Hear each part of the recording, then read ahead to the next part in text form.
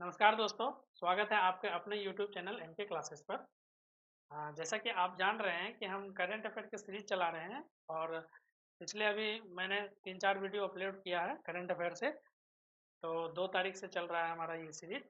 आज है 5 तारीख, तो आज 5 मार्च 2025 का करंट अफेयर देखेंगे। उससे पहले आप लोग वीडियो को और चैनल को सब्सक्राइब कर दें, बेल आइकन दबा लें ताकि करंट अफेयर का नोटिफिकेशन आपको सबसे पहले मिले।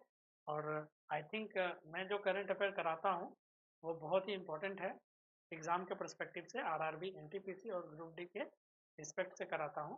तो आप देख लो और किन्हीं का भी मैच कर लो, हमारे करंट अफेयर से उतनी कोई खास मैच नहीं करेगी। ठीक है, तो चलिए स्टार्ट करते हैं आज की करंट अफेयर को।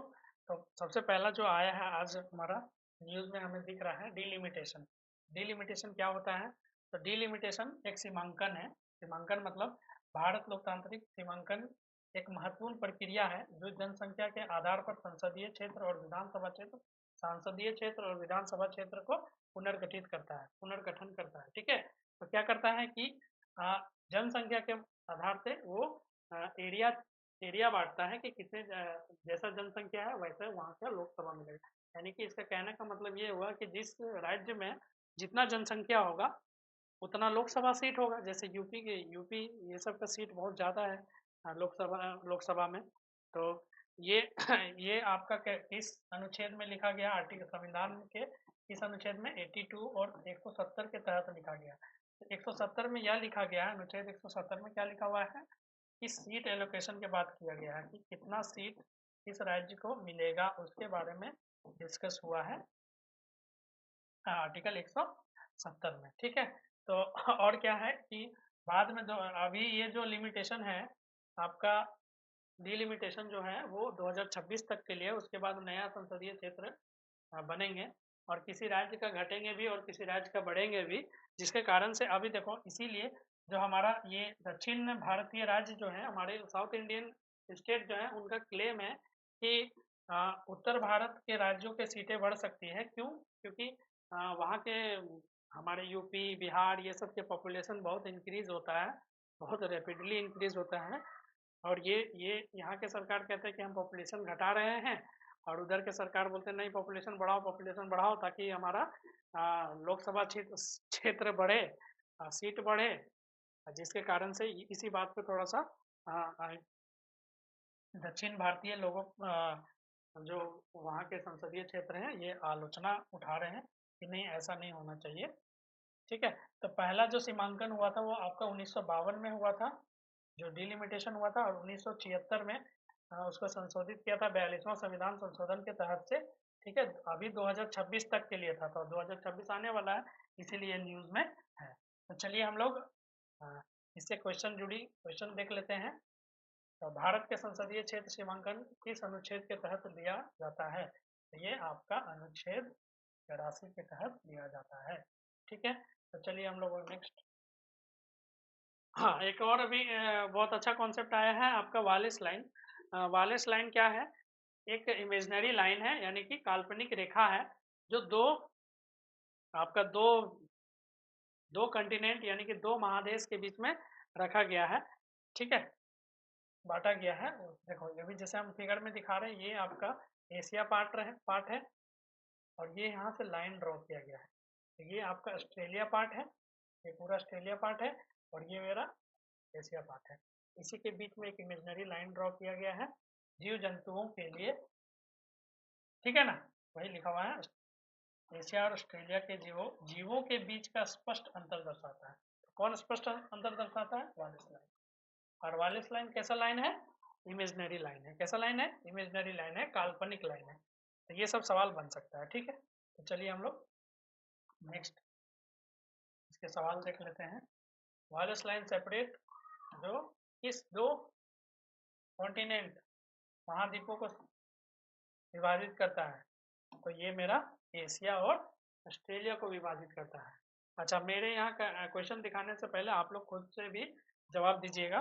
ठीक है, और कमेंट करते रहिएगा। आप लोग कमेंट, किसी का भी कमेंट नहीं आता है, ये हमारे लिए बहुत अच्छा बात नहीं है। ठीक है ना, चलिए अमेरिका और ताइवान संबंध के बीच में क्या अमेरिका और संबंध में हाल ही में अमेरिका और ताइवान के बीच में संबंध हुआ है। क्या संबंध हुआ है कि अमेरिका ने मिलिट्री सपोर्ट की बात कही है ताइवान से, और इससे चाइना को लग गया है बुरा।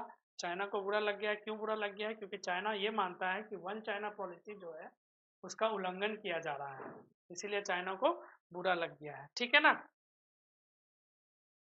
तो अमेरिका उससे क्या दे रहा है? आधुनिक हथियार आपूर्ति की घोषणा देने की है, घोषणा की है। ठीक है ना। तो अब अभी हमें हमें और भी वन चाइना पॉलिसी क्या होता है, चाइना एक अपना बाउंड्री बना के रखा है कि ये क्षेत्र चाइना के अंदर आता है, तो वहाँ का जो भी नियम कानून लागू होगा वो आपका चाइना के रूप में लागू। तो उसी के अंदर आपका ताइवान आता है, तो वो ये चाहता है कि ताइवान भी चाइना का ही पार्ट है, ये ऐसा मानता है। और हमारा कुछ अरुणाचल प्रदेश हो गया, आपका जम्मू कश्मीर का कुछ क्षेत्र को भी चाइना अपने अंडर किया हुआ है, वन चाइना पॉलिसी के ही तहत उसको ये करता है। ठीक है ना।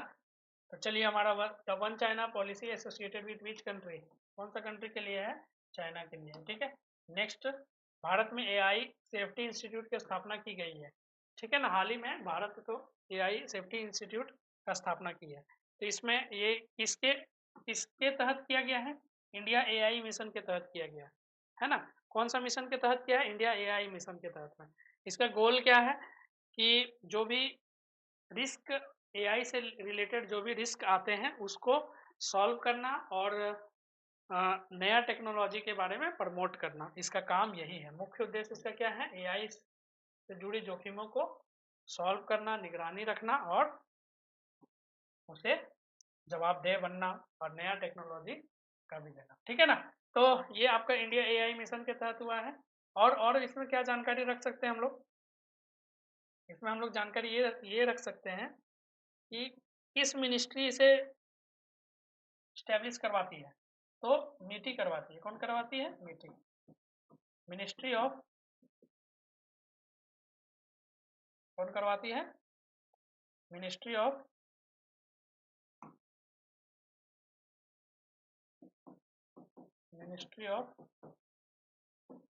इलेक्ट्रॉनिक एंड इंफॉर्मेशन टेक्नोलॉजी,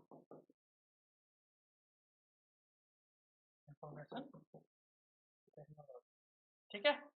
वो ये मिनिस्ट्री देखती है। और आपको ये होमवर्क में रहेगा कि ये मिनिस्ट्री क्या क्या देखती है। जैसे एनपीसीआई देखती है, यूपीआई वगैरह का यही मिनिस्ट्री देखती है, तो बहुत कुछ देखती है।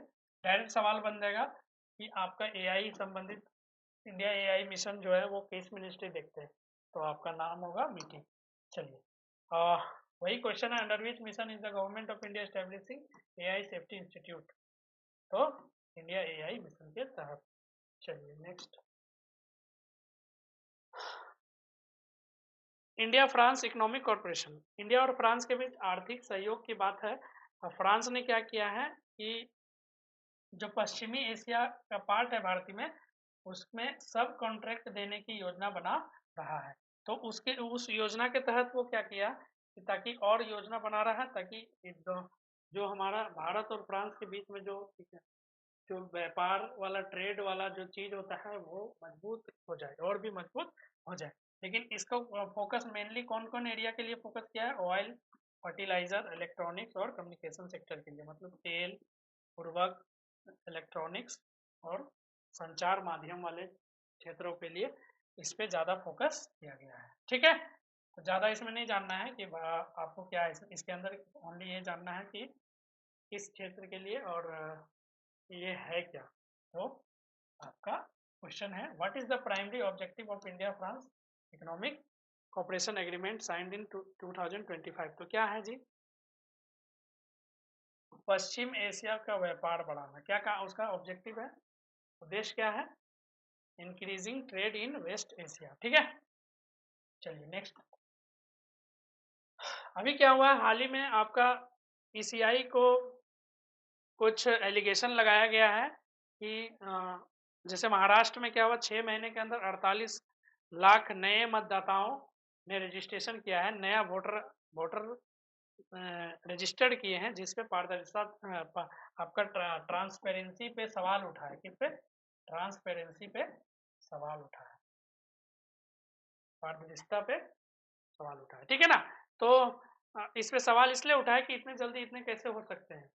तो ईसीआई का कहना है कि बहुत सारे ऐसे आदमी हैं या फिर ऐसे वोटर कार्ड होल्डर हैं जो एक से ज़्यादा रजिस्ट्रेशन करवा लिए हैं, जिसके कारण से 6 महीना में 48 लाख हो गया। तो यहाँ पे जो है ना, यहाँ इसे सॉल्व करने के लिए एक एरोनेट का सहारा लिया गया है। और एरोनेट क्या है, इलेक्ट्रॉनिक रोल मैनेजमेंट सिस्टम। ये जो है इलेक्ट्रॉनिक रोल मैनेजमेंट सिस्टम है, जिसके तहत से ये इशू जो आया है वो इशू को सॉल्व करेगा, ठीक है। तो चलिए, आपका सवाल बन सकता है एरोनेट किससे संबंधित है या किसके संबंधित है, तो बताइए। ईसीआई से संबंधित है, ठीक है। किससे संबंधित है, ईसीआई से संबंधित है, ठीक है। तो चलिए, वही यहाँ पे question, under which article Indian constitution of election commission operate, किस आर्टिकल से कार्य करता है इलेक्शन कमीशन, तो आर्टिकल 324 से कार्य करता है। तो आपको ये याद रखना है कि इलेक्शन कमीशन कौन सा अनुच्छेद के अंतर्गत कार्य करता है, तो वो 324, जो भी काम करेगा वो 324 आर्टिकल से काम करेगा, ठीक है। हाल ही में क्या हुआ है कि इन्वायरमेंट और आपका इन्वायरमेंट का सवाल है, ये न्यूज़ है। क्या न्यूज़ है कि वायनाड में ट्विन ट्यूब टनल बनाया जा रहा है। तो वायनाड कहाँ है, केरल में है। और इसका परियोजना जो है वो पर्यावरण विभाग इसे स्वीकृति दे दिए हैं, लेकिन कुछ जो एक्सपर्ट हैं इन्वायरमेंट से रिलेटेड वाले, उनका कहना है कि नहीं, वो लैंडस्लाइड एरिया है, बहुत गंभीर, मतलब बहुत दिक्कत खतरा वाला जगह है, जहाँ से ये सुरंग बनाया जा रहा है, तो ये बहुत प्रॉब्लम वाला है। तो इसका कहना है कि आप माइक्रो स्केल लैंडस्लाइड मैपिंग के जरिए आप उसे टेस्ट कर लें और फिर अनुमति दें, उनका कहना है। तो आपका यहाँ क्वेश्चन क्या बन सकता है, माइक्रो स्केल लैंडस्लाइड मैपिंग क्या है। तो यह लैंडस्लाइड एरिया को मैप करता है, नापता है कि कौन एरिया आपका सुरक्षित है या असुरक्षित है, ठीक है। तो ये ट्यूब टनल प्रोजेक्ट किस कौन सा राज्य के लिए हो रहा है, केरल। और आपको डायरेक्ट यहाँ डाटा फैक्ट सवाल आ सकते हैं कि कितने पैसे के इन्वेस्ट हुए हैं, तो 2043.74 करोड़ की इन्वेस्ट हुए हैं, ठीक है। तो चलिए, नेक्स्ट हमारा क्वेश्चन है, the recently approved twin tube tunnel road project Wayanad कौन सा स्टेट में लोकेटेड है, ये केरल में लोकेटेड है, ठीक है ना। चलिए, इंडियन इकोनॉमी में एक अभी बजट में चल रहा है, तो वुमेन के ज़्यादा फोकस किया गया है।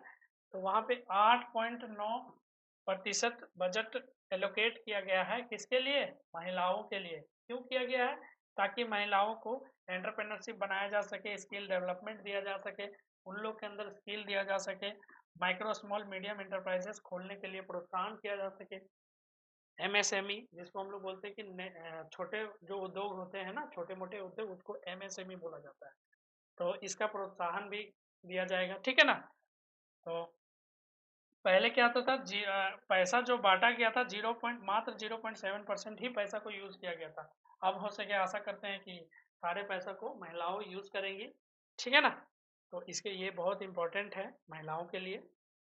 चलिए, तो आपका यहाँ सवाल बनेगा, क्या सवाल बनेगा, थोड़ा देख लें कि कितना परसेंटेज है। हाल ही में भारत सरकार द्वारा घोषित महिलाओं सशक्तिकरण बजट का कुल बजट में कितना प्रतिशत है, तो 8.9, ठीक है। तो चलिए, और यहाँ पे क्या आपको याद रखना है कि एमएसएमई जो है वो उसके बारे कितने तरह के एमएसएमई होते हैं, ये आप थोड़ा सा देख लीजिएगा। चलिए, आज के लिए इतना ही है ना।